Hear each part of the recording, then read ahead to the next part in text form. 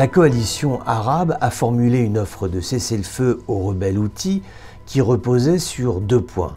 La réouverture de l'aéroport international de Sanaa, souvenons-nous que c'était la demande qui avait été initialement formulée par les rebelles Houthis, et puis la restauration des taxes sur le port de Hodeïda. C'est un port important, c'est par là que transite le peu d'aide humanitaire à l'adresse d'une population yéménite épuisée par la guerre.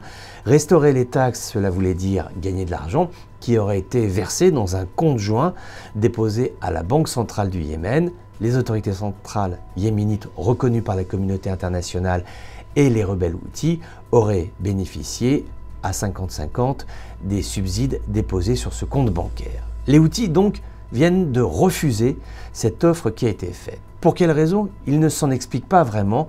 Notons simplement une chose, c'est que sur le terrain, les combats se poursuivent autour de la ville de Marib, qui est une ville importante de par sa population, de par son poids symbolique. Également, c'est une ville qui dispose d'eau. Il y a un grand barrage. Les combats se concentrent actuellement autour du barrage. Et puis, dernier point qui n'est pas des moindres, autour de la ville de Marib, il y a beaucoup de réfugiés yéménites, environ 1 million de personnes.